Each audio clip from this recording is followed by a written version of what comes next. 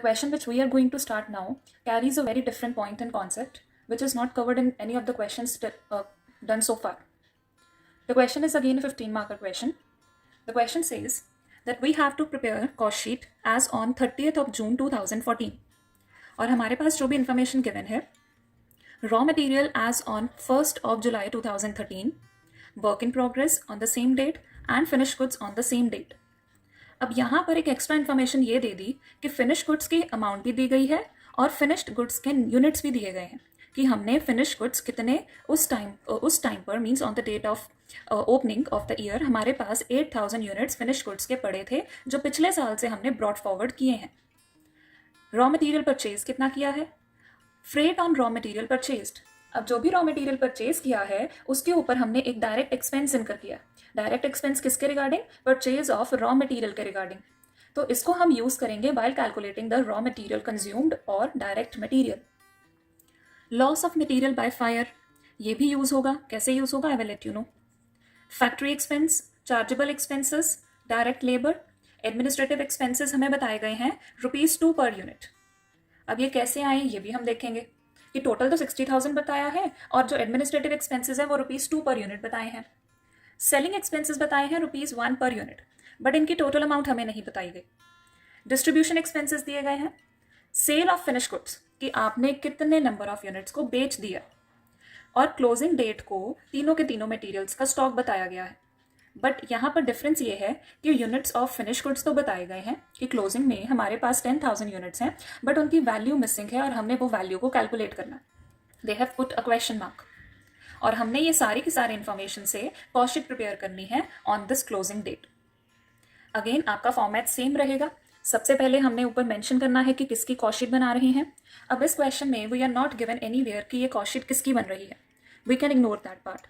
हम लिखेंगे cost sheet as on 30th of June 2014. So जो फॉर्मेट बनेगा it will be like this. Cost sheet किस year के लिए बना रहे हो, पर्टिकुलर्स आएंगे और एक हमारा जो एज यूजुअल कॉलम बनता है अमाउंट का. अब मैंने यहाँ पर क्या किया है, I have inserted one more column of units. Why? Question में काफ़ी जगह पर आपको यूनिट्स दिए गए हैं, जैसे फिनिश गुड्स बताए हैं, ओपनिंग भी और क्लोजिंग भी, और हमें एडमिनिस्ट्रेटिव एक्सपेंसेस भी पर यूनिट की फॉर्म में बोला गया है, सेलिंग एक्सपेंस भी पर यूनिट की फॉर्म में बोला गया है, हमें फिनिश गुड्स की सेल भी बताई गई है कि यूनिट्स कितने सेल हुए हैं. तो ऐसा कभी भी क्वेश्चन आता है आप हमेशा यूनिट्स का एक कॉलम ड्रॉ किया करोगे. उससे क्वेश्चन को सॉल्व करना बहुत ईजी हो जाएगा क्योंकि यूनिट्स के कॉलम में से ही कोई ना कोई बैलेंसिंग फिगर निकल कर आ सकती है. कैसे आएगी अभी आपको क्वेश्चन जैसे जैसे हमारा सॉल्व होता जाएगा आपको क्लियर होगा. So for the very first thing जो हमेशा कॉस्ट शीट में पोस्ट की जाती है वो होती है आपकी prime cost. Direct material plus direct labour plus direct expense. अब क्वेश्चन में हमें डायरेक्ट मटेरियल डायरेक्टली गिवन नहीं है तो हमें रॉ मटेरियल कंज्यूम्ड निकालना पड़ेगा जैसे हमने कल वाले क्वेश्चन में किया था या प्रीवियस वीडियो में किया था. Now you all need to pause the video और आप यहाँ पर अपने आप प्राइम कॉस्ट को कैलकुलेट करके बताओ and then check your answer. So I have calculated the prime cost as 252,500. कैसे आया? हमें opening stock of raw material दिया गया था, परचेज ऑफ रॉ मटेरियल और रॉ मटेरियल को परचेज करने के लिए जो भी हमने एक्सपेंस किया है हमने ये डिस्कस किया था पहले भी कि वो ऐड किया जाता है. Closing stock of raw material given था तो उसको सब्ट्रैक्ट कर दिया. अब एक नया पॉइंट ये है loss of material by fire. जब आपको specimen of cost sheet discuss करवाया गया था तब यहाँ पर एक माइनस की गई थी आइटम सेल ऑफ स्क्रैप. किसकी स्क्रैप की सेल को माइनस करना है? रॉ मटेरियल की. वैसे ही अगर कोई भी मटेरियल का लॉस हो जाता है किसी भी रीजन के कारण तो हम उसको सब्ट्रैक्ट करते हैं क्योंकि अब वो मटेरियल आपका रॉ मटेरियल कंज्यूम्ड में नहीं आया. आपने उस मटेरियल को प्रोडक्शन पर्पस के लिए यूज नहीं किया है, वो तो बड़ा खराब हो गया फायर की वजह से या किसी भी रीजन की वजह से, तो हम उसको माइनस करेंगे because it was not the part of our production process. So due to that reason we always subtract loss of material by fire. इसका एक और रीज़न है कि इसको क्यों यहाँ पर सब्ट्रैक्ट किया गया है. जब आपको प्रिंसिपल्स ऑफ कॉस्ट अकाउंटिंग करवाया था at that time I mentioned कि एबनॉर्मल कॉस्ट होती है और एबनॉर्मल कॉस्ट को हमेशा एक्सक्लूड किया जाता है bye calculating the total cost. Fire के कारण अगर कोई भी लॉस हो रहा है तो वो आपका एबनॉर्मल लॉस है. इसको आप कंट्रोल कर सकते थे बट आपने किया नहीं, आपकी केयरलेसनेस के कारण ये लॉस हुआ है. तो एबनॉर्मल लॉस होने के कारण हमने इसको अपने टोटल कॉस्ट में से सब्ट्रैक्ट किया है. Due to these two reasons there will be a subtraction on account of loss of material by fire. तो ये हमारा आ गया raw material consumed. Direct labour हमें एज इट इज गिवन था। चार्जेबल एक्सपेंस हमें पता है कि वो भी डायरेक्ट एक्सपेंस होते हैं, तो इन सभी आइटम्स को ऐड किया, then we get prime cost. अब यहाँ पर मैंने यूनिट्स कॉलम में कुछ भी नहीं डाला है। रीजन बीइंग मुझे इनमें से किसी भी आइटम के रिगार्डिंग यूनिट्स की इन्फॉर्मेशन नहीं थी। मेरे पास जो यूनिट्स की इन्फॉर्मेशन है वो किसके रिगार्डिंग है? It is with respect to finish goods, it is with respect to sale of finish goods and it is with respect to closing stock of finish goods. तो मेरे पास direct material, direct labour, direct expense या prime cost के regarding कोई भी units के form में information नहीं है। देयरफॉर जो भी आपका यूनिट्स का कॉलम होगा आप उसको ब्लैंक ही छोड़ोगे। जब इन्फॉर्मेशन आएगी हम तब पोस्ट करेंगे इसको। ओके, तो हमारा अब प्राइम कॉस्ट निकल गई। प्राइम कॉस्ट के बाद सेकंड कंपोनेंट ऐड किया जाता है, वो होता है आपका फैक्ट्री ओवरहेड्स या फिर वर्क्स ओवरहेड। नाउ अगेन आप वीडियो को पॉज करो और कैलकुलेट करो कि आपका यहाँ पर नेट वर्क्स कॉस्ट कितनी आएगी। Do it at your own, then check your answer. So here I have calculated the gross works cost and net works cost. Factory overheads आपको डायरेक्टली 70,000 दिए हुए थे क्वेश्चन में, ऐड किया तो ग्रॉस वर्क्स कॉस्ट आ गया। वर्क इन प्रोग्रेस का opening closing given था, वो इफेक्ट 0 आया है because both the values were same. तो नेट वर्क्स कॉस्ट आपकी आ गई 322,500। अब यहाँ पर तो हमारा नेटवर्क्स कॉस्ट आ गया। नेटवर्क्स कॉस्ट के बाद जो नेक्स्ट इंपॉर्टेंट ओवरहेड ऐड करते हैं वो होता है हमारा एडमिनिस्ट्रेटिव ओवरहेड। अब इस क्वेश्चन में एक ट्विस्ट है रिगार्डिंग एडमिनिस्ट्रेटिव ओवरहेड।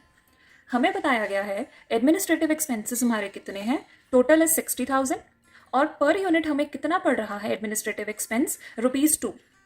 अब अगर तो ये फिगर अकेली गिवन होती फिर तो क्वेश्चन सॉल्व करना नॉर्मल था, बट इस क्वेश्चन में हमें ये एक एडिशनल इन्फॉर्मेशन दे दी है और यही एडिशनल इन्फॉर्मेशन के कारण हमने यूनिट्स का कॉलम बनाया है। अब इसको यहाँ पर कैसे एम्प्लॉय करेंगे? एडमिनिस्ट्रेटिव ओवरहेड आया हमारा, टोटल है 60,000। Done, no problem with this. हमें बोला गया है कि हमारी पर यूनिट कॉस्ट कितनी है, ₹2 पर यूनिट। दैट मीन्स अगर मेरी टोटल कॉस्ट 60,000 है और ₹2 मेरी पर यूनिट कॉस्ट है, तो अगर मैं यहाँ से नंबर ऑफ यूनिट्स निकालूँ I can very easily calculate that part. Total cost is 60,000 divided by per unit cost, it will give me units as 30,000. That's why I have put 30,000 in the units column. ये unit का column है और unit के column में आपने 30,000 post करना है। अब ये इन्फॉर्मेशन इसी के कारण आई है क्योंकि हमें ₹2 पर यूनिट बताया गया था कि हर एक यूनिट के पीछे ₹2 का ओवरहेड का एक्सपेंस हुआ है। दैट्स वाई हमने यहाँ पर नंबर ऑफ यूनिट्स कैलकुलेट कर दिए। अब अगर यहाँ पर मैं निकालूं कि इन दोनों को ऐड करने के बाद क्या कॉस्ट बनती है, वो बनती है हमारी कॉस्ट ऑफ प्रोडक्शन। तो यहाँ पर I will write cost of production और you can say office cost, both are same. वो हो जाएगी, here I will add 60,000 to it, तो ये बन जाएगा 382,500। और यहाँ पर भी आप यूनिट्स का टोटल करोगे, अभी तक ये सारे का सारा कॉलम 0 था, एक 30,000 के यूनिट्स आ गए, तो टोटल यूनिट्स कितने हो गए आपके 30,000। मतलब आपने प्रोड्यूस कितने यूनिट्स किए हैं 30,000 और उनकी वैल्यू कितनी है 3,82,500। मैं ये पॉइंट यहाँ पर फिर से रिपीट कर रही हूँ। एडमिनिस्ट्रेटिव ओवरहेड्स दिए थे 60,000 उनकी वैल्यू थी, ₹2 पर यूनिट था। डिवाइड किया तो हमारे पास क्या आ जाएगा, नंबर ऑफ यूनिट्स। अब यहाँ पर इसको ऐड, ओवरहेड्स को ऐड करने के बाद क्या कॉस्ट आती है, ऑफिस कॉस्ट आती है या कॉस्ट ऑफ प्रोडक्शन आती है। तो अगर आप कॉस्ट ऑफ प्रोडक्शन टोटल निकाल रहे हो तो हम यहाँ पर यूनिट्स भी निकालेंगे कि हमने 30,000 यूनिट्स की प्रोडक्शन की है और उनकी कॉस्ट कितनी है 3,82,500। अब हमने फिर से क्वेश्चन को नॉर्मल वे से प्रोसीड डाउन करना है। हमारे पास क्वेश्चन में फिनिश गुड्स का ओपनिंग और क्लोजिंग गिवन था, तो उनको अब हम पोस्ट करेंगे। बट अगेन उनको पोस्ट करने में भी एक ट्विस्ट है। वो क्या ट्विस्ट है कि उनके भी यहाँ पर यूनिट्स दिए गए हैं, तो यूनिट्स को कैसे ट्रीट करना है, लेट्स सी। ओके, तो अब हमने करना है फिनिश गुड्स का ओपनिंग स्टॉक और क्लोजिंग स्टॉक ऐड। हमें जो इन्फॉर्मेशन गिवन है as per that information finish goods जो ओपनिंग है वो है 60,000 की अमाउंट के 8,000 यूनिट्स। दोनों के दोनों वैल्यूज़ को उनके रिस्पेक्टिव प्लेसेस में पोस्ट कर देंगे। तो 8,000 यूनिट्स हैं ओपनिंग स्टॉक, ये यूनिट्स के कॉलम में आ जाएगा और उनकी जो वैल्यू है वो उनके वैल्यू अमाउंट के कॉलम में आ जाएगी। Okay, now next closing stock of finish goods को सब्ट्रैक्ट करना है, तो इसको कैसे पोस्ट करेंगे। स्टॉक ऑफ फिनिश गुड्स आपके पास क्लोजिंग मेंशन है एट द लास्ट। अब इसकी वैल्यू कैसे आएगी, स्टॉक ऑफ फिनिश गुड्स हमारे पास कितने हैं 10,000 और इनकी अमाउंट गिवन नहीं है। इसको पोस्ट करके देखते हैं कि ये कैसे आएगी। 10,000 minus, okay let's leave this part for now. अभी के लिए मैं इसको यहाँ पर छोड़ देती हूँ। हमने इससे पहले कहाँ तक सॉल्व किया है कि हमारी जो कॉस्ट ऑफ प्रोडक्शन है वो 30,000 यूनिट्स की थी और ये टोटल कॉस्ट थी। This was the cost of production 30,000 units and this was the value. उसमें 8,000 ऐड किया और 10,000 सब्ट्रैक्ट किया। सो 38,000 minus 10,000 will give us COGS of 28,000 units. I am again repeating कि ये कैसे आया है। हमने अभी निकाला था कि कॉस्ट ऑफ प्रोडक्शन 30,000 यूनिट्स की है। 30,000 यूनिट्स में हमने opening stock of finish goods को ऐड किया, तो वो कितना ऐड किया 8,000 और हमने closing stock of finish goods को क्या किया है सब्ट्रैक्ट किया है, तो ये हो गया minus 10,000। So 30 plus 8 38,000 minus 10,000 is 28,000। But यहाँ पर तो वैल्यू नहीं निकल पाएगी क्योंकि यहाँ पर ये वाली वैल्यू कैसे निकालोगे, यहाँ पर तो हमारे पास वैल्यू है ही नहीं। So here is the basic and the main important point कि इसको कैसे कैलकुलेट किया जाता है कॉस्ट शीट में। अब इस पॉइंट को हम सॉल्व करेंगे बाद में। पहले हम बाकी के सारे एक्सपेंसेस को ऐड बैक कर लेते हैं या जो भी हमने एडजस्टमेंट करनी है। कॉस्ट ऑफ गुड्स सोल्ड में सबसे पहले एडजस्टमेंट जाती है आपकी सेलिंग एंड डिस्ट्रीब्यूशन ओवरहेड्स की। Selling and distribution overheads. अब ये दोनों आइटम्स हमें सेपरेटली गिवन है इस क्वेश्चन में। एक हमें गिवन है कि सेलिंग एक्सपेंसेस हैं। अब उसके बारे में क्या इन्फॉर्मेशन है, it is given to us कि जो सेलिंग एक्सपेंसेस हैं वो ₹1 पर यूनिट है, कुछ बताया नहीं है, जस्ट 1 पर यूनिट। और डिस्ट्रीब्यूशन एक्सपेंसेस हैं 15,000। अब सेलिंग एक्सपेंस ₹1 पर यूनिट हैं तो हम पर यूनिट के अकॉर्डिंग टोटल कॉस्ट कैसे निकालें। देखो आपको बताया गया है कि फिनिश गुड्स हमने बेचे कितने हैं 28,000, मतलब जितने गुड्स बेचे हैं उसी के ऊपर तो सेलिंग प्राइस या सेलिंग एक्सपेंस लगेगा। अगर 28,000 यूनिट बेचे हैं तो हम एक्सपेंस भी 28,000 यूनिट्स के ऊपर ही लगाएंगे। तो हेयर इट इज गिवन ₹1 कितने यूनिट्स के लिए 28,000 यूनिट्स के लिए, और इनको यहाँ पर कर देंगे हम 28,000। I am again repeating 28,000 units आपने बेचे हैं तो ऑब्वियस है सेलिंग एक्सपेंस लगता किसके ऊपर है, उन्हीं नंबर ऑफ यूनिट्स के ऊपर जो आप बेचते हो। तो ₹1 इंटू 28,000। नेक्स्ट एक्सपेंस है हमारा डिस्ट्रीब्यूशन एक्सपेंस। डिस्ट्रीब्यूशन एक्सपेंस हमें बताया गया है कि वो है 15,000, तो वो हम डायरेक्टली यहाँ पर ऐड कर देंगे 15,000।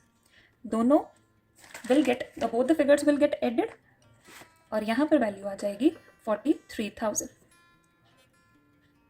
अब आता है यहाँ पर कॉस्ट ऑफ सेल्स, क्योंकि COGS में जब डिस्ट्रीब्यूशन या सेलिंग ओवरहेड्स ऐड हो जाते हैं तो हमें एक वैल्यू मिलती है कॉस्ट ऑफ सेल्स की। अब उसकी भी amount we can not calculate till now, अभी के लिए हम नहीं कर सकते कैलकुलेट। और इसमें अब हम क्या करेंगे, हमारे पास हम इसमें प्रॉफिट या लॉस की एडजस्टमेंट करेंगे और टोटल वैल्यू आ जाएगी आपकी सेल्स की। अब यहाँ पर हमें सेल्स बताई गई है कि हमने जो सेल किया है sale of finish goods 4 lakh है। फिनिश गुड्स की सेल डाल देते हैं यहाँ पर। सेल नंबर ऑफ यूनिट्स कितने हुए 28,000, कितने की सेल हुई 4 लाख की। अब ये 28,000 हो गया और यहाँ पर भी 28,000 था, मतलब हमने ड्यूरिंग द ईयर जितने भी गुड्स पर COGS निकाली थी वही गुड्स के ऊपर हमारी क्या हो जाएगी, सेल हो जाएगी 28,000 यूनिट्स। अब बाकी का क्वेश्चन कैसे सॉल्व करना है।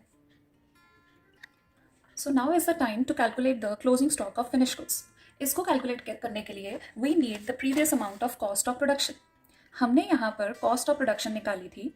कॉस्ट ऑफ प्रोडक्शन आपने कैसे निकाली है, 30,000 यूनिट्स की कॉस्ट ऑफ प्रोडक्शन कितनी है 3,82,500। और जो भी आपका क्लोजिंग स्टॉक होगा फिनिश गुड्स का, जो क्लोजिंग स्टॉक है, closing stock of finish goods का मतलब क्या है, आपने इसी साल उसको प्रोड्यूस किया है, बट बेचोगे कब या आप उसको यूज़ कब करोगे, अगले साल में। दैट मीन्स जो गुड्स आपने अभी बनाई हैं, closing stock of finish goods, जो गुड्स आपने अभी बनाई हैं इस साल में, उनको आपने नेक्स्ट ईयर में बेचना है। तो ये जो गुड्स बनी होंगी इस साल, ये कौन से गुड्स होंगी, ये कॉस्ट ऑफ प्रोडक्शन वाली ही गुड्स होंगी। कॉस्ट ऑफ प्रोडक्शन का मतलब क्या हुआ कि इस साल गुड्स पर की मैन्युफैक्चरिंग में कितना खर्चा लगा, कितनी गुड्स की प्रोडक्शन में खर्चा हुआ। तो फिनिश गुड्स का जो स्टॉक है क्लोजिंग वाला, वो भी तो इसी साल का स्टॉक है ना जो मैन्युफैक्चर किया है। तो इनडायरेक्टली यही कॉस्ट हेल्प करेगी आपके closing stock of finish goods की वैल्यू निकालने में। कैसे, हमारे पास मैं यहाँ पर कैलकुलेट कर रही हूँ। टोटल वैल्यू कितनी है? 3,82,500। ये है टोटल 30,000 यूनिट्स के लिए। It is given to us for 30,000।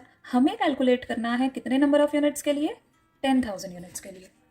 मैं फिर से रिपीट कर रही हूँ, 3,82,500 आपकी कॉस्ट है 30,000 यूनिट्स के लिए। तो हमने उनको डिवाइड कर दिया बाय 30,000 और हमें निकालनी कितने यूनिट्स की कॉस्ट है? 10,000, क्योंकि 10,000 क्या है? आपका क्लोजिंग स्टॉक। तो यहाँ पर जब हम वैल्यू निकालेंगे तो वो आएगी 1,27,500। इसको करेंगे माइनस, क्योंकि closing stock of finish goods को क्या किया जाता है? उसको माइनस किया जाता है। तो माइनस कर दिया तो यहाँ पर हमारी जो वैल्यू आएगी 382,500 प्लस 60,000 माइनस 127,500, ये हो जाएगा आपका 3,15,000। अब उसमें हम क्या करेंगे? अपने सेलिंग डिस्ट्रीब्यूशन ओवरहेड्स को ऐड करेंगे। So let's add that part, plus 43,000। तो वो जो टोटल फिगर आई है वो आई है आपकी 3,58,000। कितने नंबर ऑफ यूनिट्स के लिए? 28,000 यूनिट्स के लिए, क्योंकि यहाँ पर तो यूनिट्स की कोई एडजस्टमेंट ही नहीं है, ये तो एक्सपेंस है, यूनिट्स तो आपके बनकर तैयार हो गए। तो कॉस्ट ऑफ सेल 28,000 यूनिट्स के लिए 3,58,000 है। आपने बेचे भी 28,000 यूनिट्स हैं। कितने पे बेचे हैं? 4 लाख में। मतलब जो भी डिफरेंस होगा आपका वो होगा आपका प्रॉफिट, और वो आ रही है वैल्यू 42,000। यहाँ पर आप मेंशन करोगे कि वो आपकी बैलेंसिंग फिगर है। मैं आपको क्वेश्चन फिर से एक बार समराइज कर रही हूँ, because this question is very important, आपको आ सकता है एग्जाम में। सो ये हमारे पास सारी इन्फॉर्मेशन थी क्वेश्चन में। हमें जगह जगह पर यूनिट्स के फॉर्म में इन्फॉर्मेशन गिवन थी, इसी वजह से हमने यूनिट्स का कॉलम प्रिपेयर किया था। अब जब हमने क्वेश्चन सॉल्व करना स्टार्ट किया, स्टार्टिंग वॉज ऑल नॉर्मल, जो अभी तक हम करते आए हैं। सिर्फ एक लॉस का पॉइंट एक्स्ट्रा था, उसकी एक्सप्लेनेशन मैंने आपको बता दी कि एक तो ये एबनॉर्मल लॉस है, इस वजह से इसको एडजस्ट किया, और दूसरा ये स्टॉक हमारे कंजम्पशन पर्पस में यूज़ ही नहीं हुआ, इस वजह से इसको सब्ट्रैक्ट कर दिया। उसमें हमने फैक्ट्री ओवरहेड्स ऐड किए, ओपनिंग क्लोजिंग एडजस्ट किया नॉर्मल वे में। अब आता है आपका नेटवर्क्स कॉस्ट। एडमिनिस्ट्रेटिव ओवरहेड्स हमें दिए थे ₹2 पर यूनिट में, टोटल भी दिया था, पर यूनिट भी दिया था। हमने उससे नंबर ऑफ यूनिट्स निकाल लिए, जिससे हमारे पास कॉस्ट ऑफ प्रोडक्शन आ गई। कॉस्ट ऑफ प्रोडक्शन में ऐड किया जाता है opening stock of finish goods और सब्ट्रैक्ट किया जाता है closing stock of finish goods को। ओपनिंग स्टॉक की तो पूरी इन्फॉर्मेशन थी, बट क्लोजिंग स्टॉक के बारे में सिर्फ नंबर ऑफ यूनिट्स गिवन थे, टोटल वैल्यू नहीं गिवन थी। वो कैसे निकाला? हमने कॉस्ट ऑफ प्रोडक्शन निकाला हुआ था, डिवाइडेड बाय 30,000 इंटू 10,000। एडजस्ट किया फिगर्स को, COGS आ गई दिस अमाउंट। उसमें सेलिंग डिस्ट्रीब्यूशन ओवरहेड्स को ऐड किया, कॉस्ट ऑफ सेल्स आ गया। सेल्स हमें ऑलरेडी गिवन था, तो जो भी दोनों की बैलेंसिंग फिगर थी वो हो गया आपका profit.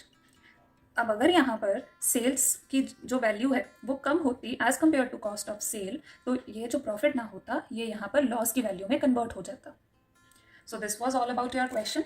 Do solve this question eight your own, और जो भी ये क्वेश्चंस हैं या इनके जो सॉल्यूशंस हैं that I will post in the Google classroom by today. आप वहाँ से इनको कंप्लीटली सॉल्व करो, and I will post one question for homework जो इसी पैटर्न के क्वेश्चन के ऊपर बेस्ड होगा। और एक बार इसको थॉरली क्वेश्चन को रिवाइज करना है आपको। Thank you.